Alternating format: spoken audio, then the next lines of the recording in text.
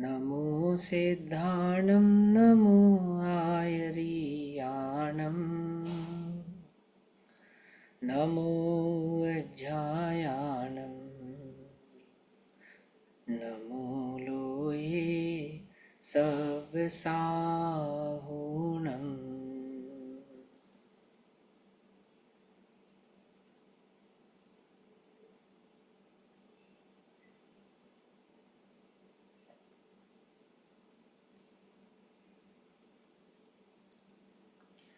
मंगलमय मंगल करण वीतराग विज्ञान नमहु ताहि जाते भये अरहंतादि महान। करिमंगल करहूँ महा ग्रंथ करणी को काज जाते मिले समाज सब पावे निज पद राय। इस भव तरु का मूल एक जानो मिथ्या भाव ताको करि निर्मूल अब करहु मोक्ष उपाय।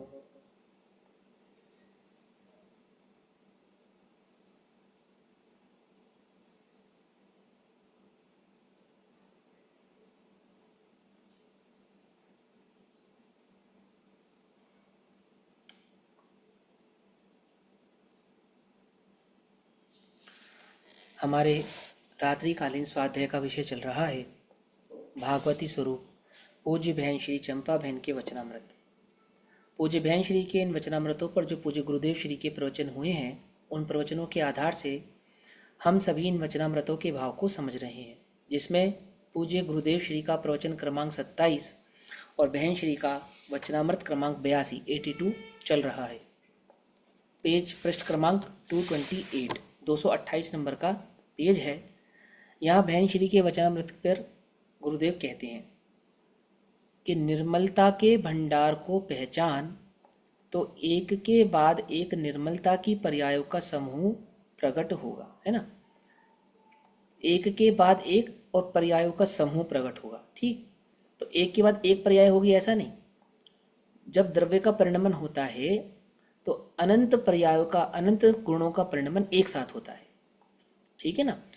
आपको ध्यान होगा चिद विवर्तन की ग्रंथि, प्रवचन सार जी में था चिद विवर्तन की ग्रंथि। तो ग्रंथि कहा ना उसको, ग्रंथि। ग्रंथि क्यों कहा? क्योंकि अनंत पर्यायों का एक समूह, इसलिए ग्रंथि है वो। उसको ग्रंथि कहने का तात्पर्य यह है चिद विवर्तन की अर्थात चैतन्य के परिणमन की। प्रति समय का परिणमन कैसा है? ये अखंड द्रव्य का एक पर्याय का एक परिणमन है ना, परंतु अनंत गुणों का एक साथ परिणमन, इसलिए उसको ग्रंथि कहा। बात पकड़ में आई नहीं?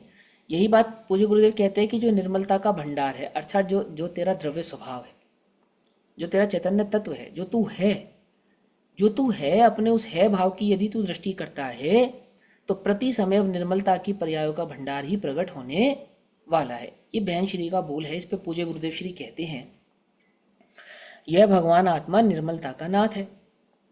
यह भगवान आत्मा कौन? भगवान आत्मा मैं भगवान आत्मा निर्मलता का नाथ हूं। अब ये हूं कैसे नक्की करेगा? आप कह रहे हैं तो होगा ही साहब, आपने कहा है तो होगा ही, क्यों नहीं? ऐसा नहीं तो फिर कैसा? जैसा हमने कहा है ऐसा नक्की और पक्का करने के लिए क्या करना पड़ेगा? विचार करना पड़ेगा, मंथन करना पड़ेगा, है ना, तर्क करना पड़ेगा, बुद्धि लगानी पड़ेगी, पुरुषार्थ करना पड़ेगा। अंतरंग से जचना चाहिए, अंतरंग से लगना चाहिए। कल आना तो कोई कहेगा तू तो पापी है, कि सही बात है भैया हम तो पापी है। क्यों? कल आना कोई तुझे कह देगा अरे तू तो संसारी है, मिथ्या दृष्टि की, हाँ सही बात है हम तो मिथ्या दृष्टि है। और हमने तुझे कहा तू भगवान है, तो हाँ सही बात है हम भगवान है। ये ऐसा नहीं, कोई तुझे कहे कि तू तो महापापी है, महा मिथ्या दृष्टि है, संसारी है, तो भी तुझे क्या दिखना चाहिए? ओहो मैं तो निर्मलता का नाथ हूं। बात समझ में आई नहीं? कोई तुझे क्रोधी भी कहेगा, कोई तुझे लोभी भी कहेगा, कहेगा या नहीं कहेगा? कोई तुझे सोनगढ़ी भी कहेगा तो तुझे क्या दिखना चाहिए? निर्मलता का नाथ दिखना चाहिए। ये बिल्कुल सही पहचाना। स्वर्ण का गढ़ है मेरे भीतर। कुछ बात समझ में नहीं। कौन हूं मैं? अरे स्वर्ण का गढ़ हूं मैं, स्वयं हूं। आती बात समझ में नहीं आती है? कर्म आदि के उदय आएंगे ना। देखो, लोक में कोई तुम्हें नहीं बताएगा कि तुम बुरे हो, तुम भगवान नहीं हो। ये कौन बतलाएगा? कर्म का उदय आके बतलाएगा। बात पकड़ में आई? पाप का उदय आएगा तो क्या कहेगा तुझसे कि तू कौन है? तू गरीब है, तू लाचार है, तू बीमार है, तू अपमानित है, ऐसा बतलाएगा। और पुण्य का उदय आएगा, वो धोखा देगा। अरे तू सेठ है, तू खूबसूरत है, तू ताकतवर है, तेरी आवाज कितनी मधुर है। ये कौन बतलाएगा आके? वही वही पाप कर्म का जो उदय ना, वो भेष बदल कर आएगा। समझो ध्यान से। वो पाप कर्म का जो उदय ना, पाप वो भेष बदल कर आएगा। ये कहेगा यार ये ऐसे तो नहीं मानता, इसको गरीब कहो, लाचार कहो, कषाय वाला कहो, पापी कहो, ऐसे तो नहीं मानता। अरे तू सेठ है, दुनिया पूछती है तुझे, तू धनवान है, तू ज्ञानवान है, ऐसा। लुट जाओगे, लुट जाओगे। निर्णय करो, अंतर से निर्णय करो, क्या हूं मैं? क्या हूं मैं? कि मैं तो भगवान हूं, है ना। हमारे गुरु जी ना, बाल ब्रह्मचारी पंडित सुमत प्रकाश जी, वो एक बात कहते हैं। वो कहते हैं कि ना मैं शैतान हूँ, ना मैं धनवान हूँ, दुनिया चाहे जो समझे, मैं तो भगवान हूँ। है। अब दुनिया चाहे जो समझे की बात छोड़ो, हम क्या समझते हैं? हम क्या समझते हैं? क्या कहा? बात समझे नहीं? मारिच तो यही समझता है कि आदिनाथ ज्ञानी है। मारिच तो यही समझता है कि आदिनाथ ज्ञानी है। और मारिच के अनुयायी क्या समझते हैं? कि मारिच के अनुयायी भी यही समझते हैं कि आदिनाथ ज्ञानी है। कोई बात समझ में नहीं ना? मिथ्या दृष्टि को क्या लगता है कि जगत में कोई सर्वज्ञ नहीं है। सुख का बाप बड़ा ना भैया, सबसे बड़ा रुपया, ये लगता है उसको। तो सही लगता है। जग को क्या लगता है उसकी छोड़। भगवान क्यों सुखी है? क्योंकि सौ इंद्र उनके आगे मस्तक झुकाते हैं, इसलिए सुखी है ना। इसलिए वो अपने को भगवान अनुभव करते हैं ना। भाई सौ इंद्र झुके तो भगवान तो अनुभव करी। तुम्हें कब अनुभव होता है कि तुम बहुत धनवान हो? कब अनुभव होता है तुम्हें इस बात का? मान कषाय का अनुभव कब होता है तुम्हें? जब दुनिया झुकती है, तूती मानती है ना, हाथ जोड़ती है, सर झुकाती है, सलाम करती है, तब लगता है कुछ है, आई एम समथिंग। तभी लगता है ना। तो भगवान को भी तभी लगता होगा कि वो भगवान है, जब सौ इंद्र झुकते हैं, समुचरण लगता है, इंद्र आता है, दुंदुभी बजती है, 1000 नेत्रों को बनाकर नृत्य करता है, तांडव नृत्य करता है, तभी लगता होगा भगवान को। हाँ, ये हुई ना सर्वज्ञता। अब समझ में आ रहा है कि हम सर्वज्ञ हैं। ओहो, निरपेक्ष है, निरपेक्ष है। बात समझ में आई? उन उन निरपेक्ष भगवान के हम अनुयायी हैं। कौन है हम? ओ, मैं निर्मलता का नाथ स्वयं हूं। कब हूं? कब हूं? अरे दुनिया की छोड़ो, मेरे ज्ञान का विषय नहीं बन रहा ना, तो भी हूं। हूं क्या? हूं। आती ना समझ में नहीं आती? यहाँ क्या कहते हैं, ये भगवान आत्मा निर्मलता का नाथ है। अब अंदर से लगना चाहिए कि मैं हूं। समस्या ये अंदर से लगता नहीं है। सम्यक दृष्टियों को एक अंग होता है निशंकित अंग। निशंकित अंग होता है ना। अभी आएगा ज्ञानाचार, दर्शनाचार में आएगा। दर्शनाचार, दर्शनाचार का अंग है निशंकित अंग, है ना।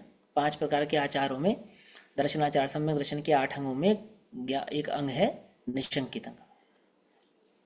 निशंक है, निशंक है। निशंक है किस में? निशंक है कि जिन वच में शंका न था। तो क्या शंका नहीं है मुझे?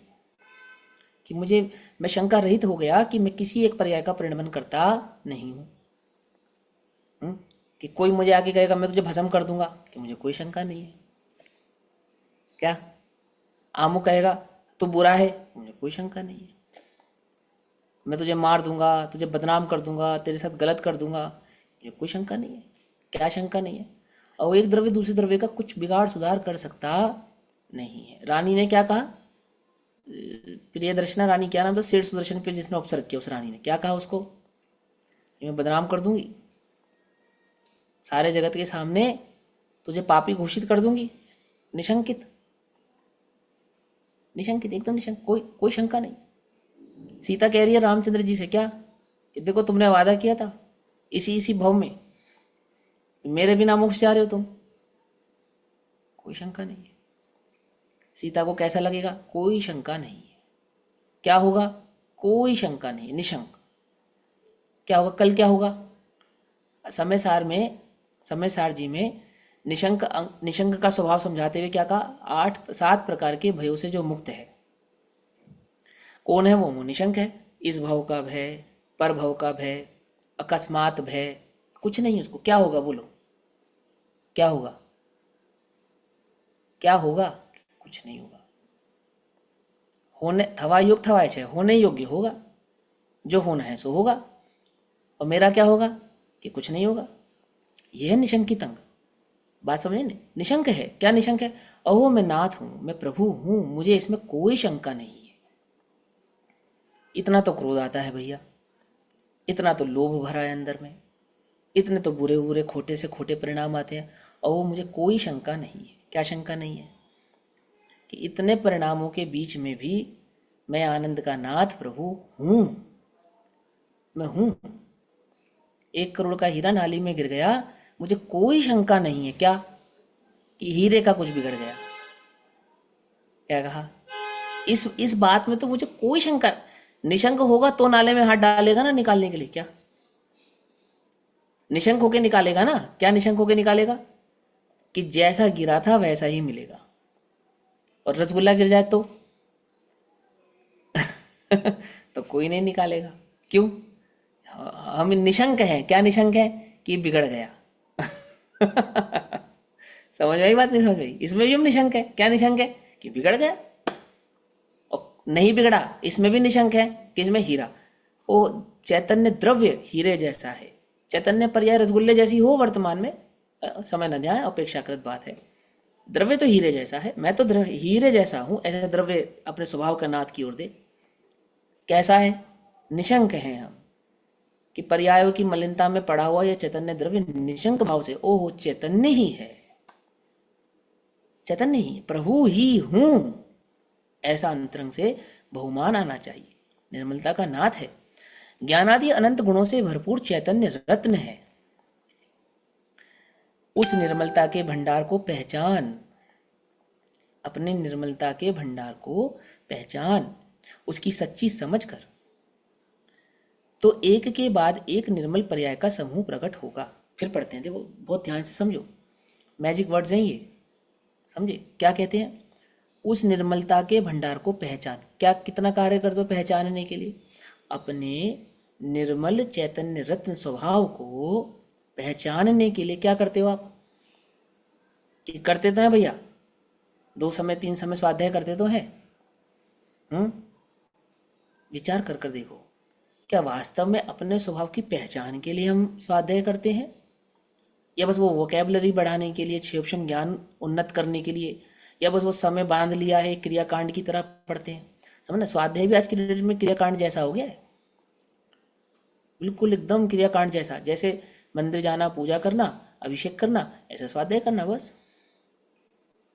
वो बहुमान अंतरंग में जो आना चाहिए, वो निर्मलता का स्वभाव जो अंतरंग में आना चाहिए, अकर्तृत्व की बुद्धि जो पुष्ट होनी चाहिए। देखो धन को देख देख कर क्या बुद्धि पुष्ट होती है तुम्हारी? अपना बैंक बैलेंस देख देख कर। बैंक बैलेंस बढ़ता है ना भैया, तो मुझे लगता है कि मैं बढ़ रहा हूं, और बैंक बैलेंस घटता है तो क्या लगता है? कि मैं घट रहा हूं। ऐसा ऐसा लगता है या नहीं लगता है? ऐसे ही स्वाध्याय को देख देख कर, इस चैतन्य की बात को देख देख कर अंतरंग में लगता है, वो यह मैं हूं, मैं हूं, यह मैं हूं। अब ऐसा लगता है मानो किसी की बात कर ही रहे हैं। ठीक है, अब वो तो ठीक है, प्रभु तो हैं ही हम, प्रभु तो हैं ही, उसकी तो कोई बात ही नहीं। पहचान, पहचानना समझते हैं? पहचान, पहचान। अब हमारे आगे एक किलो की सोने की ईंट असली और एक किलो सोने की ईंट नकली, दो रख दें। 1 किलो की, 1 किलो है, 1.5 करोड़ रुपए का हो गया 1 किलो लगभग, है ना? 1 किलो सोने की असली ईंट और 1 किलो सोने की नकली ईंट। अब तुमसे कहा, तुमसे कहें कि पहचानो, और अगर जो असली पहचान लोगे सो तुम्हारी। क्या कहा है, ये भी बतला दिया तुम्हें, एक असली एक नकली है, अब पहचान लो। तुम पहचान लो, और तुम पहचान लो सो तुम्हारी। अब बोलो पहचान कैसे पहचानोगे, बताओ।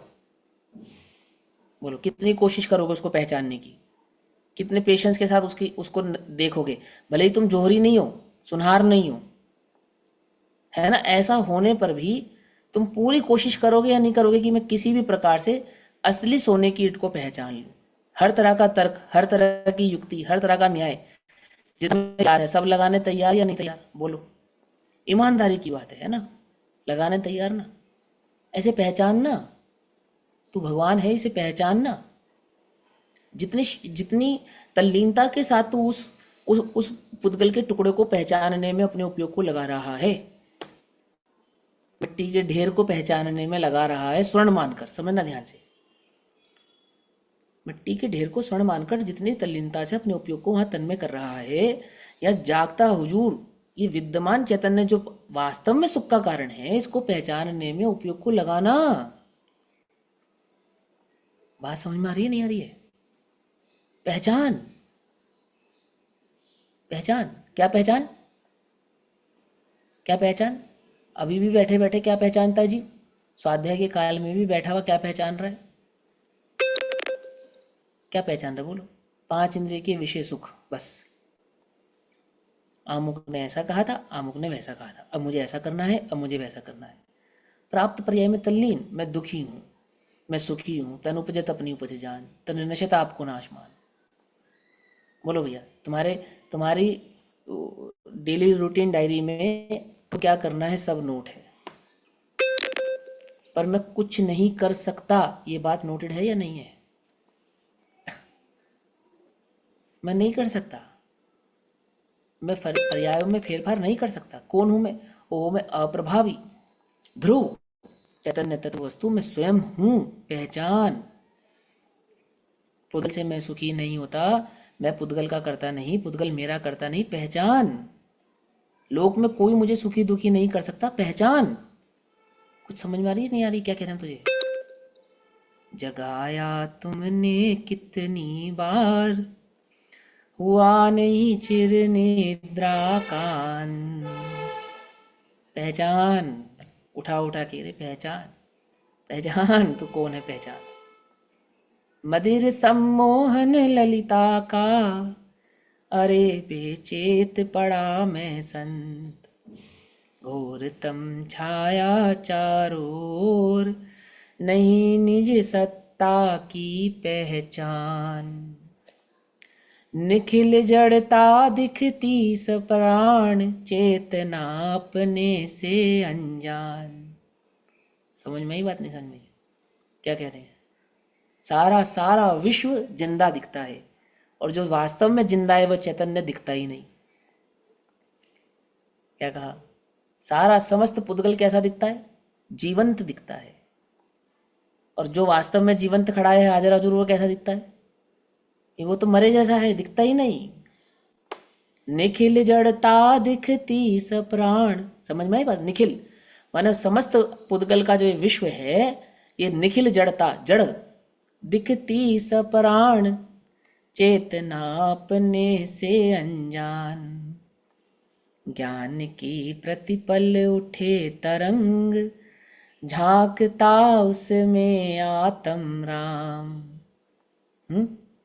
समझ में ही बात नहीं समझ में? ये पहचान, पहचान। ये 5 इंद्रिय के झरोके से देखने वाला तू स्वयं हाजरा हजूर जीवंत भगवान तू है, पहचान, पहचान। उसकी सच्ची समझ कर तो एक के बाद एक निर्मल पर्याय का समूह प्रकट होगा, होना ही पड़ेगा, हुए बिना रहेगा नहीं। होगा माने हो सकता है नहीं, होता ही है, होता ही है, हुए बिना रहता नहीं है। ओह सुख प्रकट हुए बिना रहता नहीं है। बोलो कौन बाधित करे उस सुख को? स्वभाव के आश्रय से प्रकट होने वाले सुख को जगत में कौन बाधित करे? कोई बाधित नहीं कर सकता। कि नहीं नहीं भैया हमने सुना है कर्म के उदय से बाधित हो जाए। अरे झूठ सुना है तुमने, उल्टा नहीं पकड़ना। नहीं होता, वह कर्म के उदय से बाधित नहीं होता। नदी की बाढ़ में जिस प्रकार पानी का प्रवाह ही दिखाई देता है, बाढ़ देखिए नहीं देखिए, नहीं देखिए ना, आग लग जाए कहीं है, बाढ़ आ जावे, जैसे बरसात होती बरसात, तो बरसात में जहाँ कुछ दिखाई देता है, चारों तरफ काले बादल, अंधकार और पानी, बस कुछ दिखाई नहीं देता। धूल का कण उड़ता हो, जगत में धूल उड़ती हो तो सारा जगत दिखाई नहीं देता। क्यों? धूल है ना, आग बन जाती है ऐसा। तो बोलते हैं अब इस चैतन्य को देखने पर क्या दिखाई देता है कि सुख के सिवा और कुछ दिखाई नहीं देता। नहीं समझे? जैसे धूल के उड़ने पर कुछ दिखाई नहीं देता, ये विपरीत अलंकार कहते हैं इसको। धूल के उड़ने पर कुछ दिखाई नहीं देता, ऐसे स्वभाव को देखने पर दुख दिखाई नहीं देता, दिखाई ही नहीं देता। होता होगा, खड़ा होता होगा, उपसर्ग के रूप में खड़ा रहता होगा, कर्म के उदय के रूप में खड़ा रहता रहा होगा, लेकिन स्वभाव को देखते हैं तो दिखाई देता नहीं। बात समझ में नहीं क्या कहा? धूल उड़ती है, पेड़ होता है, खंबा होता है, सब होता है, दिखाई नहीं देता। धूल उड़ती है ना, आंख बन जाती, नहीं दिखाई देता। स्वभाव को देखते हैं तो क्या नहीं दिखाई देता? ओहो, जगत में कुछ जगत ही नहीं दिखाई देता, एक स्वभाव और एक सुख के सिवा और कुछ दिखाई नहीं देता। जिस प्रकार बाढ़ के पानी में चारों तरफ पानी ही पानी है, उसी प्रकार जिसने राग से भिन्न आत्मा को देखा है, जिसे निर्मलता का महान भंडार प्रतीति एवं अनुभव में आया। देखो, देखने का अर्थ समझो, प्रतीति में आवे, अनुभव में आवे। यहाँ पे विकल्प में संतुष्ट मात्र है, उसका तो निषेध किया है शास्त्रों में। हम तो विकल्प मात्र को ही धर्म मान रहे हैं, प्रचार भी कर रहे हैं इस बात का, प्रसार भी कर रहे हैं और इस बात का विश्वास दिला रहे, तूने विकल्प किया है तो तू है ठीक। देखो, जिसको विकल्प भी नहीं है उसको विकल्प तो कर का उपदेश देते हैं, लेकिन जो विकल्प में ही संतुष्ट हो गया है, विकल्प क्या है? विकल्प नकली बात है। हम तुमसे बोले तुम राजा हो, ऐसा विकल्प करो, स्त्री पुरुष का विकल्प करे, पुरुष स्त्री का विकल्प करे, उससे नहीं। सारे मनुष्य अपने को देवता मानने का विकल्प करो, तुम देव हो, तुम देव हो, तुम देव हो। अचिंत्य शक्ति स्वयमेव देवा, वो तो तू वास्तव में है। परंतु जगत में जिसे देव कहते हैं तो अपने शरीर को वैकृक मान ले, तो हो गया क्या वैकृक? नहीं हो गया ना। वैकृक होना चाहिए, ऐसे ही तो अपने को शुद्ध मान ले कि हो गया क्या शुद्ध? कि शुद्ध तो है, होना क्या चाहिए है, लेकिन ऐसा मानने वाला नहीं। देखे तो देह को,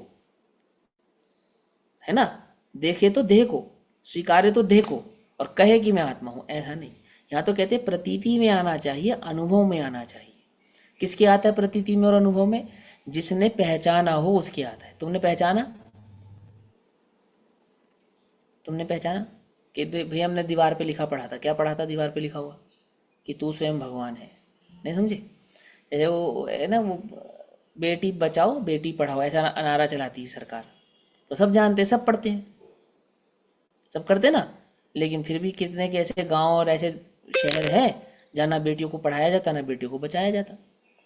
जानते सब है, पढ़ते सब है, उनसे चर्चा करो तो क्या कहेंगे? बेटी पढ़ाओ बेटी बचाओ, और घर में बेटी एक भी नहीं है। समझना ना, लोक में ऐसे नारे कितने हैं, सब जानते हैं। सारा ज्ञान लिखा है ना स्कूल की और सरकार की दीवारों पर, बसों पर, सब जगह लिखा है, सब जगह लिखा है। जानते तो सभी, पढ़ते तो सभी। बात यह है पहचान। यहाँ क्या कहते हैं? प्रतीति एवं अनुभव में आया, उसे एक के बाद एक निर्मलता की पर्याय प्रकट होगी, आनंद की धारा प्रवाहित होगी। ना, उसे आनंद प्रकट हुए बिना रहता नहीं। देखो समझो ध्यान से, पहले पहचान, विकल्प का नाम पहचान नहीं है, विकल्प का नाम है तुम, मैं आत्मा हूं बस। देखिए सारा उपयोग लगावे दुख में, पर में, पुद्गल में, कहे अपने को आत्मा। भैया हम बहुत भेद विज्ञान करते हैं, आपको पता नहीं है। कैसे करते हो? भेद विज्ञान करता है रोते रोते। भेद विज्ञान जो सुख का कारण है, जिसका फल सुख है, जिस भेद विज्ञान का चिंतन करने पर भी सुख प्रकट होता है और उसका फल भी सुखमय होता है। दो बातें है ना। मैंने भेद विज्ञान का बीजारोपण करे वह भी सुखमय है, और भेद विज्ञान के बीजारोपण का जो वृक्ष प्रकट होता है जिसमें उसका फल लिखता है वो भी सुखमय है। उस भेद विज्ञान को कैसे करता है भैया? सही हुआ, हम तो आत्मा है भैया, हम तो आत्मा है। हम किसी से कुछ नहीं कहते भैया, हाँ पता है, हमें सवा करता है, हम तो आत्मा है। ऐसा रो रो कर,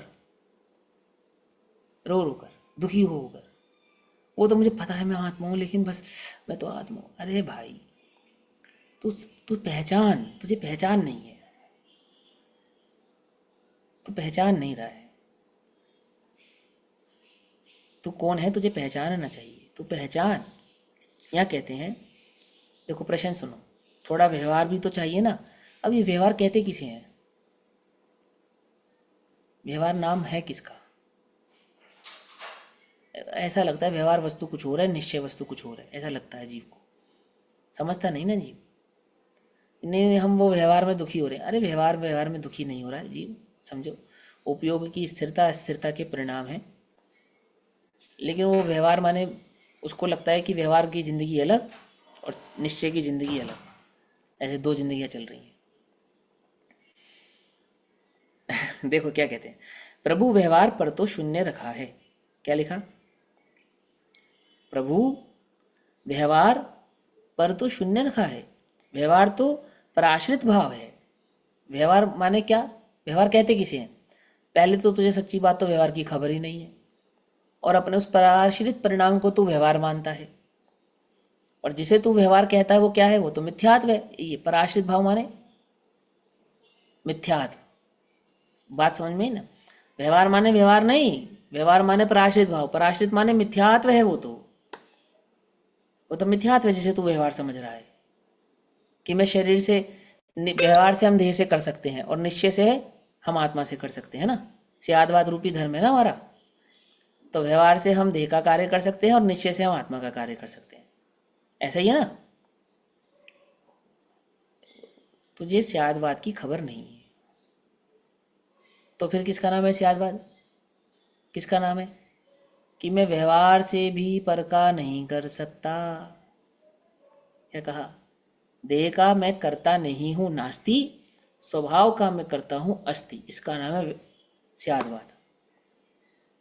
इसका नाम है पर की नास्ति स्व की अस्ति। इसका नाम है स्यादवाद।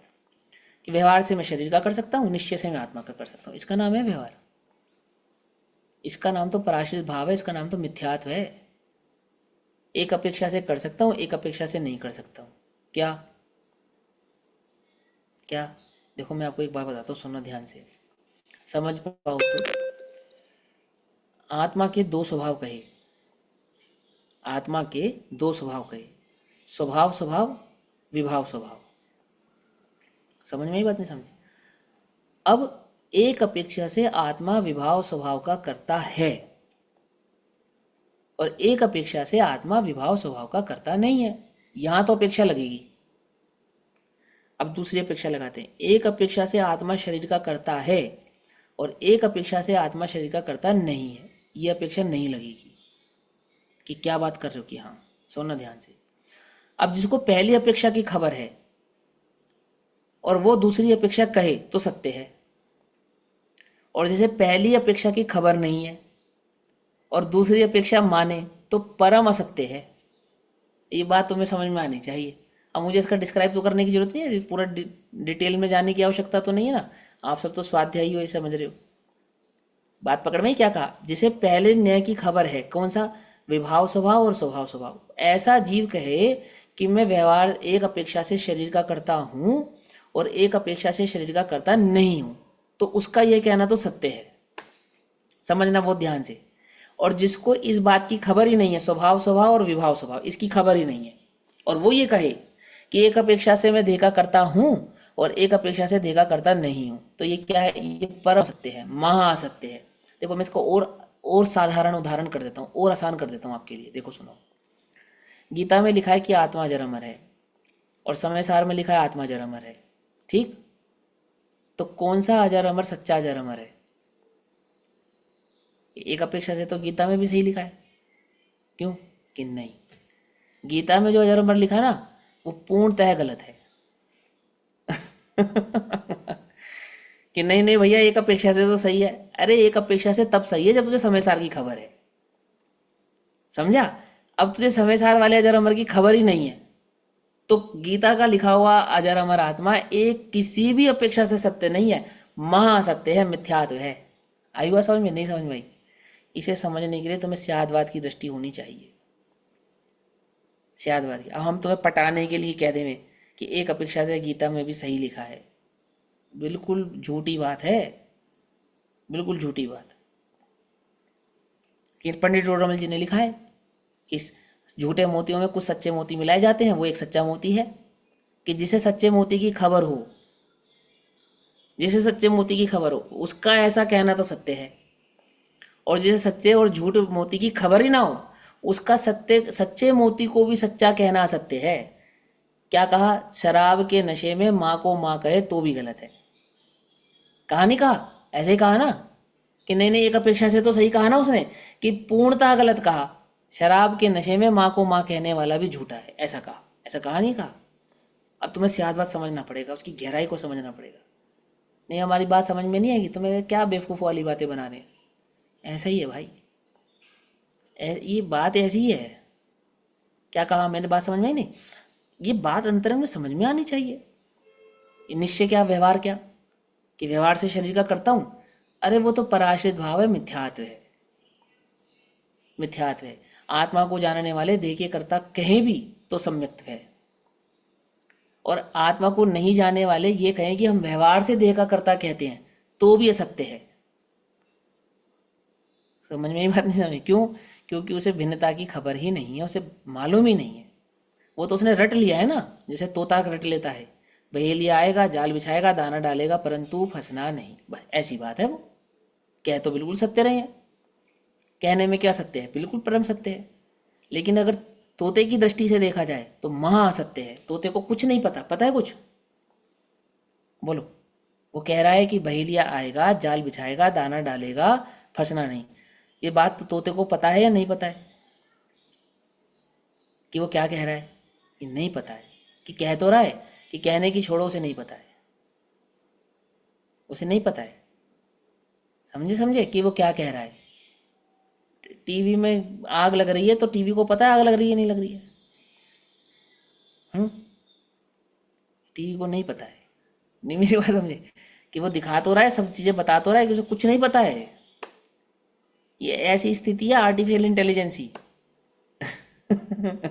मिथ्या दृष्टि का ज्ञान आर्टिफिशियल है, कोई दम नहीं है उसमें। आर्टिफिशियल इंटेलिजेंसी से बातें पूछो तो बातें सत्य भी कहेगा, पर खबर कुछ नहीं है उसे। ऐसे ही उस मिथ्या दृष्टि को बातें तो कितनी भी करवा लो उससे, खबर कुछ नहीं है उसको। समझो, यहाँ कहते हैं व्यवहार पर तो शून्य रखा है। व्यवहार तो पराश्रित भाव है, उससे स्वाश्रित भाव आत्मा की निर्मल पर्याय कैसे होगी? कैसे होगी? जब तक उपयोग पराश्रित रहेगा तब तक उस निर्मलता का परिणाम प्रकट कैसे होगा? कि कुछ थोड़ा व्यवहार भी तो चाहिए ना। व्यवहार होता क्या है? आत्मा की परिणति का नाम ही व्यवहार है, मालूम है ये बात? परिणति को व्यवहार कहते हैं, परिणति को। द्रव्य की परिणति का नाम व्यवहार है, वर्तना का नाम व्यवहार है। व्यवहार माने वर्तन करना, वर्तता, जो वर्तता है उसका नाम व्यवहार है। जैसे जैसे माचिस की तीली में अग्नि है या नहीं है? अग्नि है, और वो जलाओ तो वर्तन करेगी, अर्थात प्रकट होगी। तो उसके उस वर्तन नाम का, उस पर्याय रूप परिणमने का, उसका नाम व्यवहार है। समझे नहीं समझे? इसको तो उपचार से व्यवहार कहते हैं, अंदर बाहर को। अंदर को निश्चय और बाहर को व्यवहार, ये तो उपचार का कथन है। वास्तव में तो परिणति, वर्तन का नाम व्यवहार है। शुद्धोपयोग निश्चय है या व्यवहार है? शुद्धोपयोग निश्चय है या व्यवहार है? मालूम? आत्मा का व्यवहार है। कि कैसी बात कर रहे हो? अरे आचार्य अमरचंद्र देव ने कहा है कि समस्त मनुष्य जाति के व्यवहार को छोड़ और आत्मा के व्यवहार को धारण कर। ऐसा बोला नहीं बोला? तो आत्मा का व्यवहार क्या है? कि शुद्धोपयोग। पकड़ में आई बात? नहीं पकड़ में आई? मैं बातें नहीं बना रहा आपसे, मैं आपको समझा रहा हूं कि दृष्टि की पैनी दृष्टि होनी चाहिए। तब तो मैं समझ में आएगी बात किसे कहते, क्या कहना चाह रहे हैं वो। नहीं, समझ में नहीं आएगी। व्यवहार माने शरीर के और निश्चय माने आत्मा, है ना? यही है ना? इसका नाम नहीं, ये तो उपचरित कथन है, बहुत स्थूल कथन। बाहर को व्यवहार कहना, भीतर को निश्चय, बहुत स्थूल कथन है।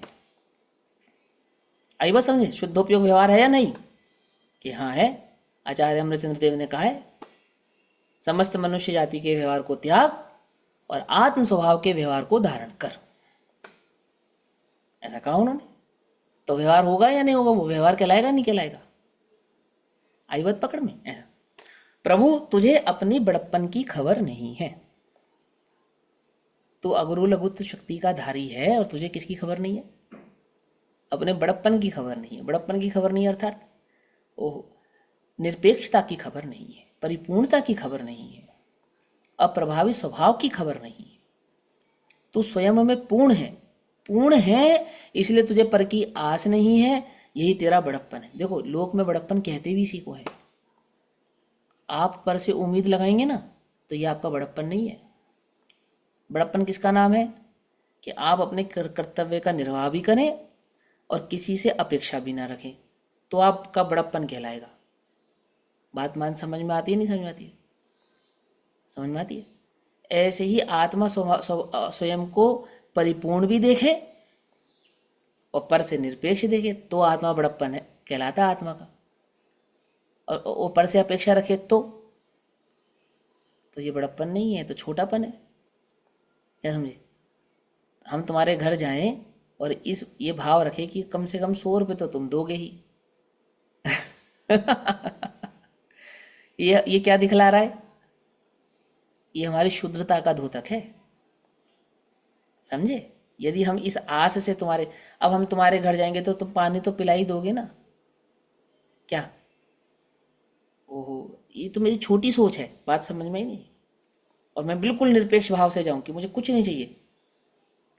वो तो अंडरस्टूड है ना, जो मिलना है सो तो मिलेगा ही। तो बड़प्पन किस में है? बड़प्पन निरपेक्ष परिणाम में होता है। हमें पर से किसी की आस नहीं है, उसका नाम बड़प्पन है। वो कब आता है? जब स्वयं में परिपूर्णता का भान होता है, तब आता है। जब परिपूर्ण देखे ही नहीं, तो सुखी होने के लिए सारे जगत को निहारता है, सारे जगत को। बोलो भैया, ब्रह्मचारी कितनी लड़कियों की फोटो रखते हैं? एक भी नहीं। कितनी लड़कियों के बायोडाटा देखते हैं? एक भी नहीं। क्यों? पर स्वयं में पूर्ण है ना, सुखी होने के लिए पर की आस नहीं है। और जिनने ब्रह्मचर्य नहीं लिया उसको पूछो कितना दुखी है। ढूंढ रहा है वो बेचारा, 40 साल की उम्र में भी खोज रहा है। 62 में भी खोज रहा है, 52 में भी खोज रहा है, 72 में भी खोज रहा है। मेरी बात समझ में आ रही नहीं? हम क्या कहते हैं? बड़प्पन नाम किसका है? बड़प्पन परिपूर्णता को देखकर पर से जो निरपेक्षता प्रकट होती है, उसका नाम बड़प्पन है। समझे? तब आप बड़प्पन, आपका बड़प्पन कहलाएगा। क्या कहते हैं? बड़प्पन की खबर नहीं है। आई बात समझे? अपने ऊर्ध्व स्वभाव की खबर नहीं है, अपनी परिपूर्णता की खबर नहीं है, और राग से तथा व्यवहार से लाभ होता है, ऐसा मानकर तो आत्मा को कलंक लगाता है। कलंक की बात है ना, पर की आस करना, परिपूर्ण होकर पर की आस करना। बोलो भैया, चक्रवर्ती किसके पास मांगने जावे? किसके पास मांगने जावे? ओहो, तो चक्रवर्ती पद पे कलंक लगाता है। समझे? अपने परिपूर्ण स्वभाव को कलंकित करता है। जब तू सुखी होने के लिए पर की ओर देखता है, अपने परिपूर्ण स्वभाव को कलंकित करता है, भ्रम में ठगा जाता है, भ्रम में ठगा जाता है। आत्मा के बड़प्पन का महिमा का पार नहीं है। समझ नहीं बात? आत्मा की बड़प्पन का, उसकी महिमा का क्या नहीं है? पार नहीं है। आत्मा की परिपूर्णता का, आत्मा की निर्मलता का, अपने स्वभाव की स्वच्छता का पार नहीं, अपार है, अनंत है। वह तो स्वभाव की जाति से ही ज्ञात हो ऐसा है। समझे? आत्मा का वह परिपूर्ण स्वभाव कैसे ज्ञात होगा? कि स्वभाव जाने तो ही समझ में आ सकता है, और स्वभाव नहीं पहचाने तो वह पकड़ में आने वाला भी नहीं है। जड़ और चैतन्य की भिन्नता को समझे बिना, चैतन्य स्वभाव की स्वीकृति किए बिना वह बड़प्पन भाव प्रकट होने वाला नहीं। तो जब समझ में आए पहले कि तू परिपूर्ण है, तो ऊपर से आस छूटे ना, स्वीकार ही नहीं करे अपने परिपूर्णता को, तो वो पर से आस लगी ही रहेगी। बोलो, लगी रही है? नहीं लगी रही है? देव शास्त्र गुरु की श्रद्धा और व्यवहार की क्रिया, वह सब तो राग है, उससे आत्मा ज्ञात हो ऐसा नहीं है। ठीक है? अर्थात पराश्रित भाव से आत्मा की परिणति प्रकट हो ऐसा नहीं है। आत्मा का व्यवहार तो आत्मा के आश्रय से होता है। समझे? पर के आश्रय से जो होता है वो पर का व्यवहार है, आत्मा का व्यवहार नहीं है। समझे? बात समझ में नहीं आई? ठीक। प्रभु भ्रमणा में तू अपने को भूल गया है, भ्रमित होकर अज्ञानता के कारण तू अपने स्वभाव को भूल गया है। अरे जाग रे जागनाथ, क्या कहा? जाग रे जागनाथ, जाग रे जाग तू तो भगवान आत्मा। हम्म? अरे जाग जाग रे जाग रे जाग। बच्चों को पालने में सुलाते हुए उसकी माँ गीत गाती है कि मेरा प्रभु बड़ा, मेरा पुत्र मुन्ना बड़ा सयाना, मामा के घर जाएगा दूध मलाई खाएगा। तब वह सो जाता है। अव्यक्त रूप से भी उसे प्रशंसा प्रिय है। अब वो प्रशंसा के स्वभाव को जानता नहीं है तो भी उसे प्रिय है। नाश पिटे सो जा, इस प्रकार गुस्सा करेगी तो वह नहीं सोएगा तो कहते हैं बालक भी अपनी प्रशंसा के गीत सुनकर सो जाता है। उदाहरण है ना। वहां गीत गाकर सुलाने की बात है और यहाँ गीत गाकर आत्मा को जगाने की बात है ना। जैसे तीर्थंकर की माँ को अष्टकुमारियां आती हैं और सुंदर मधुर लोरिया गाकर जगाती हैं, है ना, प्रभात के गीत गाकर जगाती है। ऐसे ही ये जननी, चैतन्य जननी, जिसकी कोख में वो केवल ज्ञान जन्म लेगा। क्या कहा? कुछ समझ में बात नहीं समझे? ये चैतन्य जननी की कोख में जहां वो केवल्य ज्ञान जन्म लेगा, वहां भेद ज्ञान की लोरिया गा गा कर गा गा कर गा गा कर इस चैतन्य जननी को जगाया जाता है। आई समझ में? ये नहीं समझ में? कौन गाता है लोरिया? ओहो, मैं स्वयं स्वयं स्वयं अपने लिए ही ये मधुर गीत, मधुर लोरिया, कौन सी? भेद ज्ञान की, चैतन्य स्वभाव की लोरिया गा गा कर किसे जगाता हूं? इस चैतन्य स्वभाव को स्वयं जगाता हूं। क्यों? ओह, जिस प्रकार उस तीर्थंकर की माता में इस संपूर्ण तीनों लोगों को प्रकाशित करने वाला जगत सूर्य पल रहा है, उसी प्रकार इस चैतन्य जननी की कोख में वो अनंत आनंद की पर्याय वो पल रही है। वो केवल ज्ञान की पर्याय पल रही है, उसे प्रकट करने के लिए ये लोरिया गा गा कर मैं स्वयं अपने चैतन्य भाव को जगाता हूं। आती बात समझ में? यहां क्या कहते हैं? गीत गाकर आत्मा को जगाने की बात है। तीन लोक का नाथ, चैतन्य का हीरा, आनंद का सागर प्रभु, तू राग और व्यवहार में सो गया है। तुझे शुभ राग रुचा है, परंतु तू स्वयं ही अंतर स्वभाव से आनंद का सागर रूप प्रसन्न वस्तु है, वह तुझे नहीं रुचती। जो तू वीतराग परिणति रूप आनंद का भाव, तू स्वयं जो तू है, वो तो तुझे रुचता नहीं। अपितु वो जो राग भाव है, कौन सा राग भाव? वो शुभ भाव। माने तू ऐसा समझो वर्तमान में कि तू बस अपने विकल्प के राग में ही सो गया है। निर्विकल्प चैतन्य स्वभाव की तुझे खबर ही नहीं। समझे कहने का? मैं आत्मा हूं, इस विकल्प के राग में तू सो गया है। मैं आत्मा हूं, इस जागता चैतन्य के सुख की तुझे खबर ही नहीं है, प्रकट की खबर ही नहीं है। परंतु तू स्वयं ही अंतर स्वभाव से आनंद का सागर रूप प्रसन्न वस्तु है, अस्तित्व में है, वर्तमान है, विद्यमान है, अभी है, वह तुझे नहीं रुचती। रुचि परद्रव्यंते भिन्न आप में रुचि सम्यक तो भला है। रुचि तुझे है नहीं। रुचि किसकी है? रुचि किसकी है? जानता तो है कि तू आत्मा है, रुचि किसकी है? मालूम तो है कि समय सार में कितनी गाथाएं हैं, किस गाथा का क्या अर्थ है, किसने उस पर टीका लिखी है, कौन सी टीका प्रिय है अप्रिय है, सब पता है, सब मालूम है। मालूम की छोड़, रुचि क्या है? रुचि किसकी है? रुचि किसकी है? समझे? जिसकी रुचि होती है ना, उसका रस पकता है भीतर में, उसका रस पकता है, अपने आप पकता है, पकाना नहीं पड़ता, आप वो पकता है। उसकी चर्चा में, उसकी वार्ता में दिखावा नहीं है कुछ भी। ढोंगी भी है जगत में, मैं उसकी बात नहीं करता। मैं कहता हूँ अंतर में मेरा क्या रस पक रहा है मुझे नहीं मालूम। किसको धोखा दूं जगत में? बोलो, है कौन जो मुझसे धोखा खाएगा?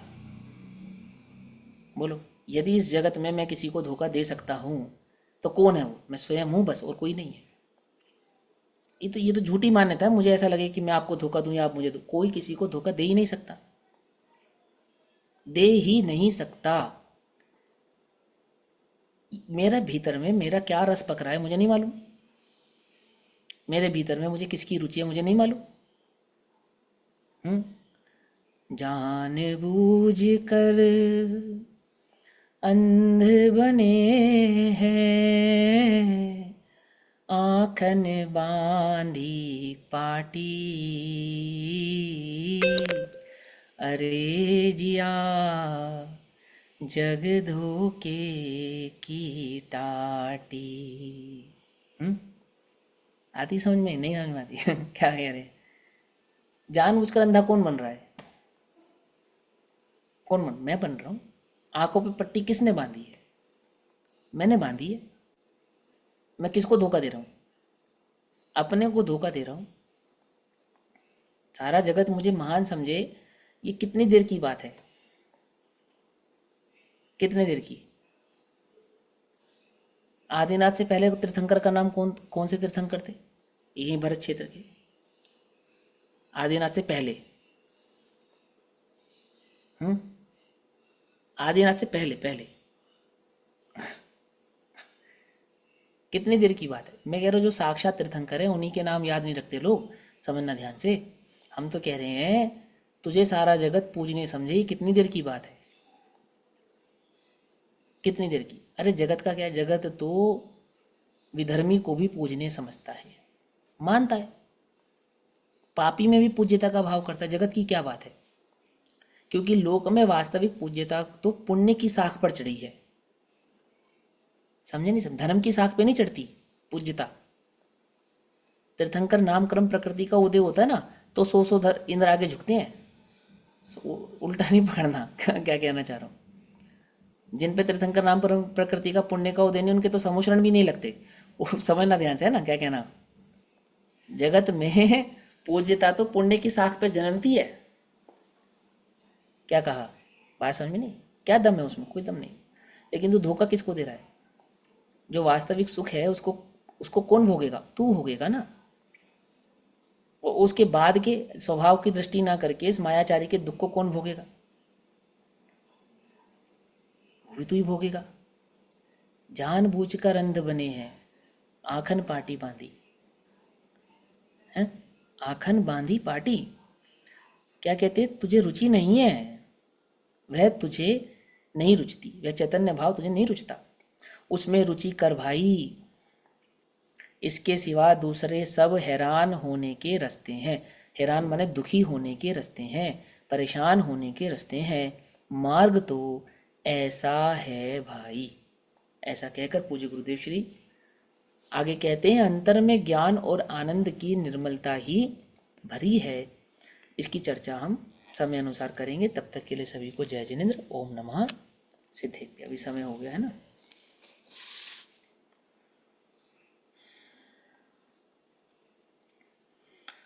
निज निधि निज में बताई, यह अनंत उपकार है। उसके लिए जिनवाणी माँ को वंदना शत बार है।